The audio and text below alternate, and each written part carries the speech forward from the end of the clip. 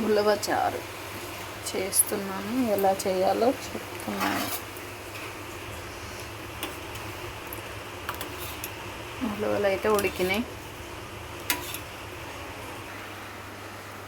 ఉలవలు అంటే ఇలా ఉంటాయి. ఇవి ఎర్ర ఉలవలు, నల్లవి కూడా ఉంటాయి, నల్ల ఉలవలు కూడా ఉంటాయి. ఏవి నచ్చితే అవి తెచ్చుకోవచ్చు, మన ఇష్టం. ఇవి నైట్ నానబోసిన, వేయించుకొని కూడా తింటాను నేనైతే, ఉడకబెట్టి తినవచ్చు. నైట్ నానబోసి పొద్దున్న ఉడకబెడుతున్నా. ఇప్పుడు ఈ రసం చారు చేసుకో.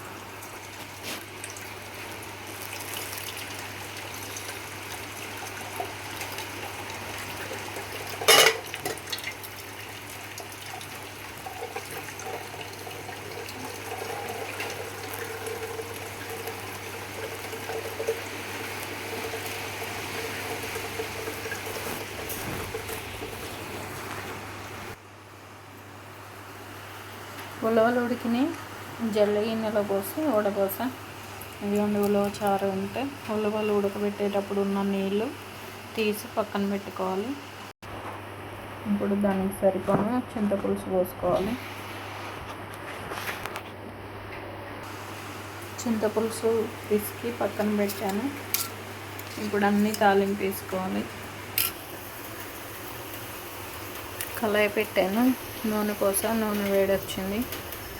ఇప్పుడు తాలింపు గింజలు, ఉల్లిపాయలు, పచ్చిమిర్చి అన్నీ వేసుకోవాలి.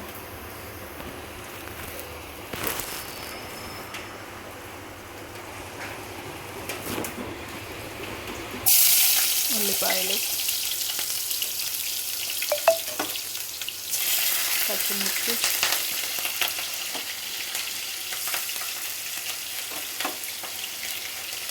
కరివేపాకు,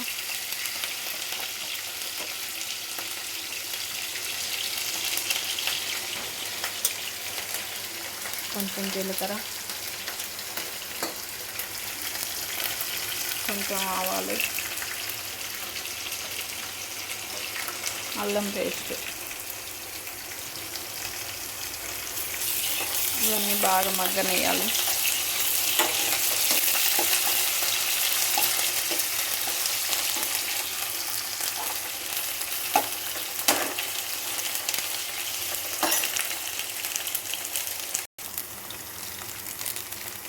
కొంచెం ఇంగువ,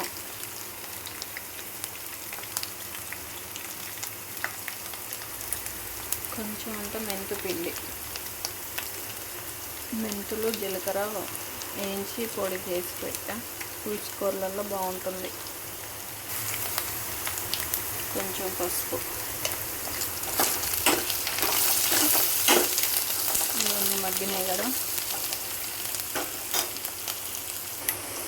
ఇప్పుడు ఉలవల నుంచి తీసిన రసం,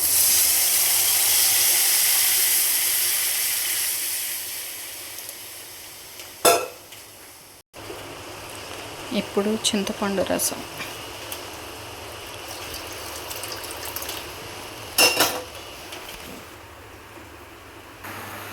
ఈ ఉడకబెట్టిన ఉలవలు ఉన్నాయి కదా, ఇవి కూడా మిక్సీ బట్టి అందులో వేసుకోవాలి రసంలో.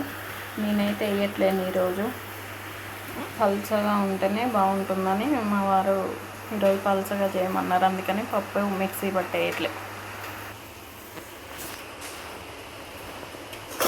కారం, ఉప్పు వేసి ఇంకా బాగా మసలనిస్తే సరిపోతుంది.